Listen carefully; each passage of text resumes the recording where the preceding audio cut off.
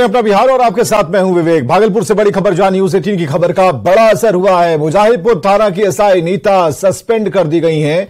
जांच के बाद एसएसपी आनंद कुमार ने उन्हें सस्पेंड किया। एसआई नीता ने पीड़ित युवती के साथ दुर्व्यवहार किया था, उसके बाल खींचे थे, मारपीट की थी और यही वीडियो वायरल हुआ था। तो इस वक्त ये बड़ी खबर हम आपको बता रहे हैं जिसमें एसआई नीता पर एक्शन लिया गया है। न्यूज़ 18 की खबर का बड़ा असर हुआ है। प्राथमिकता के तौर पर इस खबर को हमने चलाया था। मुजाहिदपुर थाने की एसआई हैं नीता, जिन्हें सस्पेंड कर दिया गया है।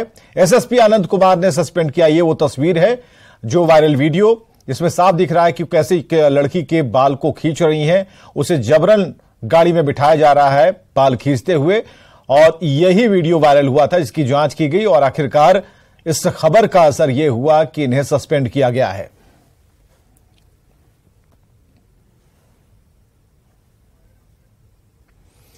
गया से बड़ी खबर है। बीजेपी नेता के घर बम से हमला मामला और घटना में शामिल आदिल खान और मेहताब खान गिरफ्तार कर लिए गए हैं। एक देसी पिस्टल, 18 गोलियां, एक बाइक और 2 मोबाइल जब्त किए गए हैं।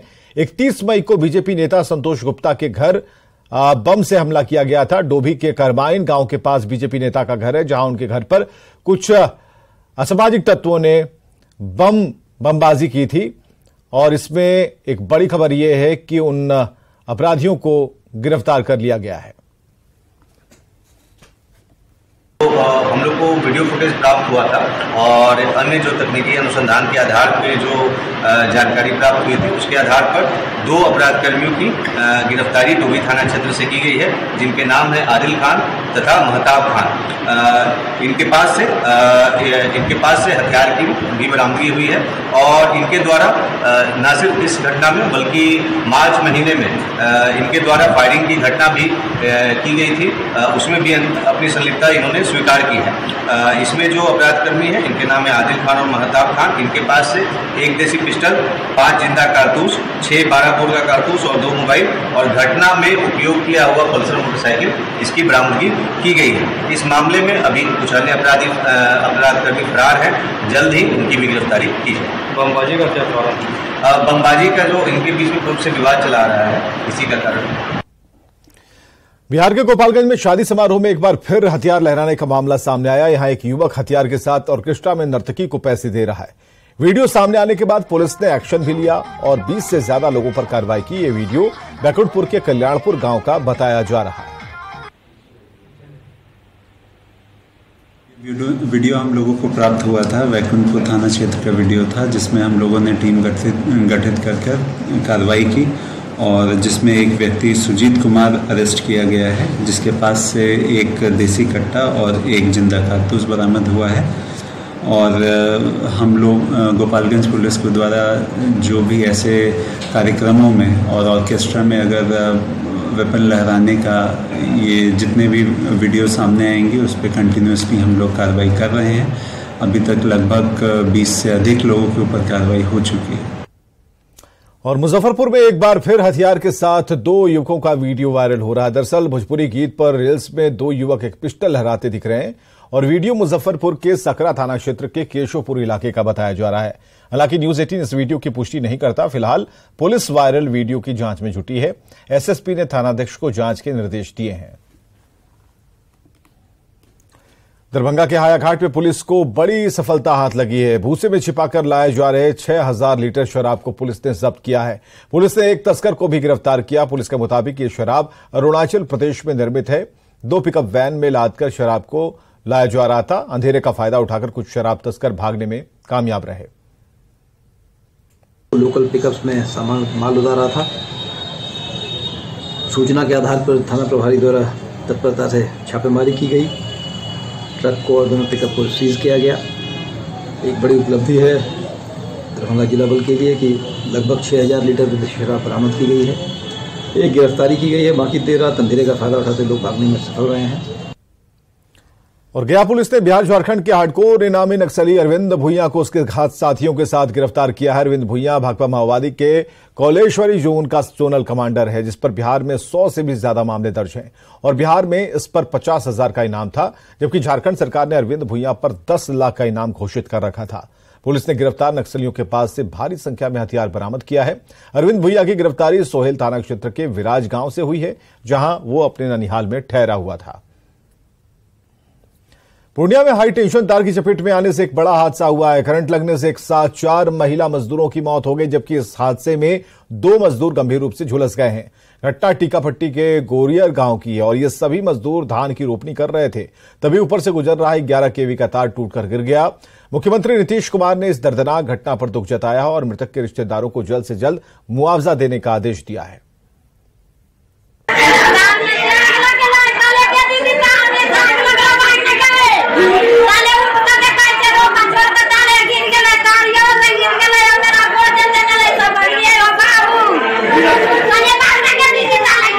घटना ये सवेरे 8 बजे गया था धान रोपने के लिए। हाँ, तो वो 10-20 गो लोग था, में से ये बेसी हो 4-5 गो 10 गो दीदी गिर के वही तार जो लटका हुआ है तो उसको जो सरियाने वाला है वो ठीक करने वाला हुआ आएगा ना सर, सही करने के लिए।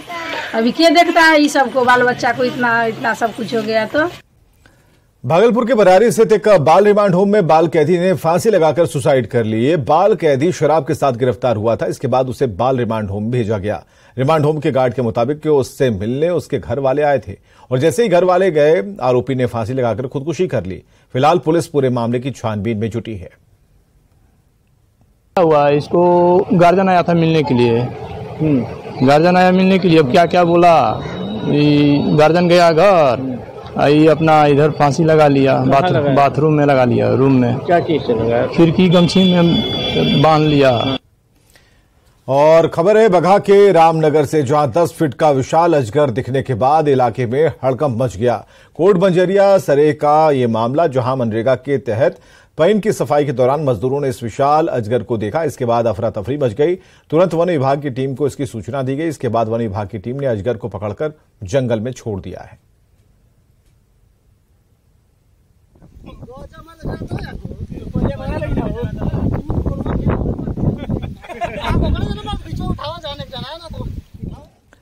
खबर है मुजफ्फरपुर से, जहां करीब 1.5 साल के बाद मुजफ्फरपुर के चर्चित आई हॉस्पिटल की सील को हाई कोर्ट के आदेश के बाद खोल दिया गया।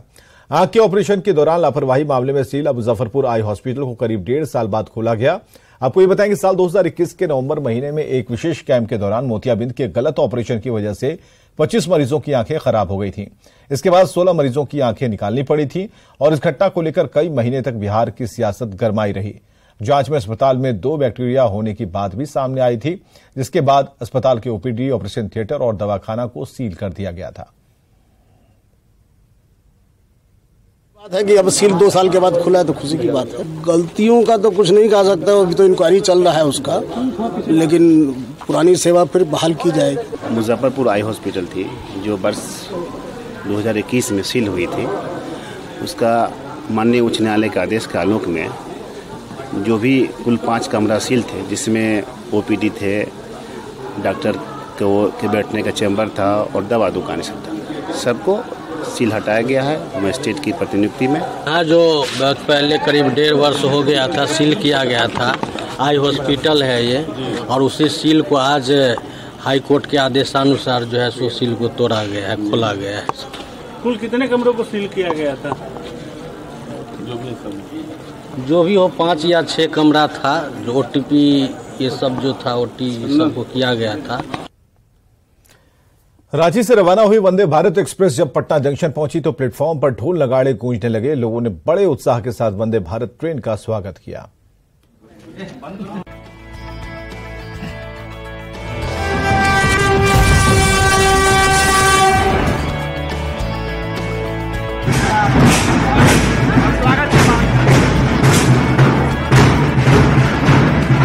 भोपाल में पीएम नरेंद्र मोदी ने हरी झंडी दिखाई।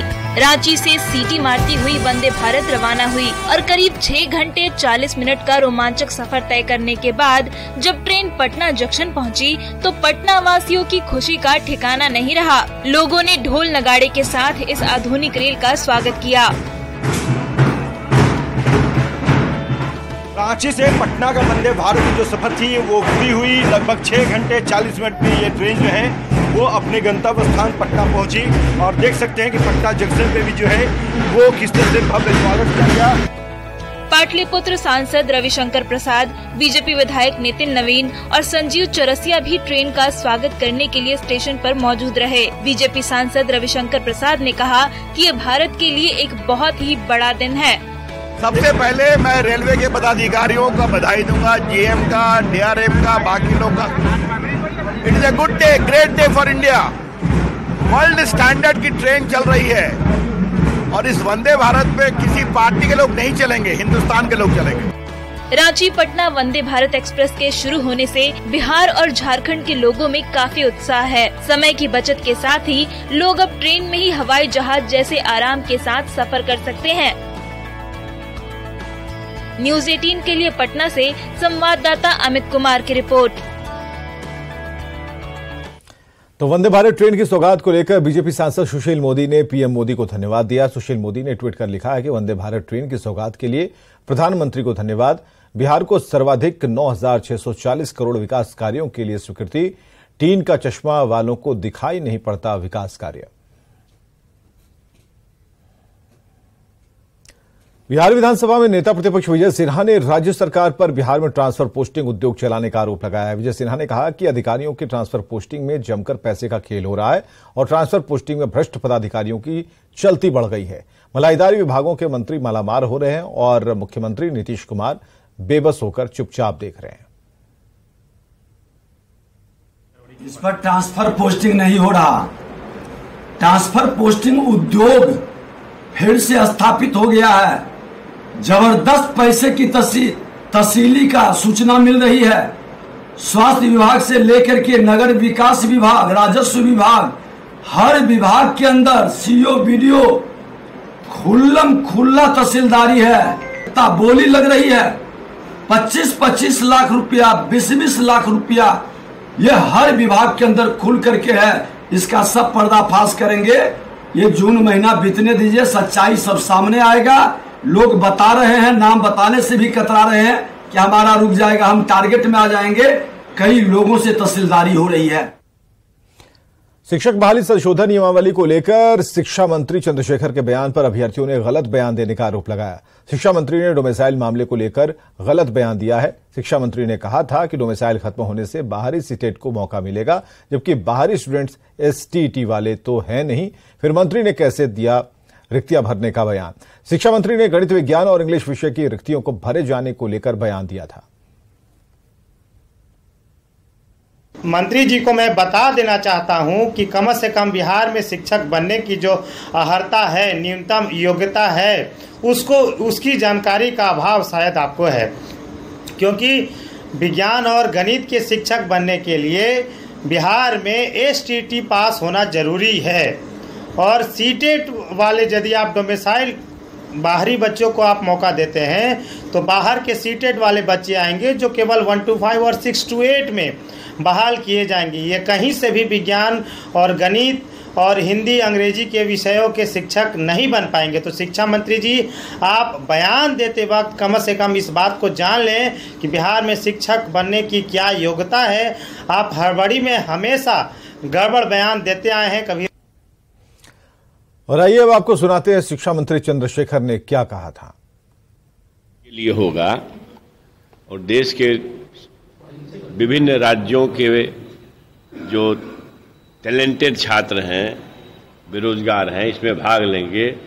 हमारे लोगों के लिए एक समस्या जरूर है सामने कि साइंस में, खास करके मैथ में, केमिस्ट्री में, फिजिक्स में, अंग्रेजी में इस तरह के कॉम्पिटेंट छात्र बहुत नहीं मिल पाते हैं, सीट खाली रह जाती है। इसके लिए क्या किया? बिहार की एक बेटी हरियाणा में रहकर हॉकी की दुनिया में बिहार का नाम रोशन कर रही है और अब वर्ल्ड कप जीतने के लिए दिन रात पसीना बहा रही है। इस उभरती प्रतिभा का नाम है मंजू कुमारी। बॉलीवुड फिल्म चक दे इंडिया देखकर मंजू पर हॉकी खेलने का जुनून सवार हुआ और इसके बाद मंजू ने कभी पीछे मुड़कर नहीं देखा।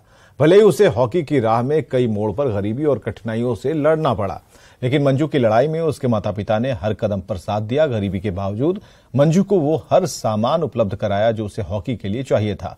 फिलहाल मंजू खेल कोटे से रेलवे में नौकरी कर रही हैं। इससे उनके आगे का रास्ता आसान हो गया है। करीब 39 साल पहले मंजू के पिता 2 वक्त की रोटी की तलाश में बिहार से हरियाणा आए थे।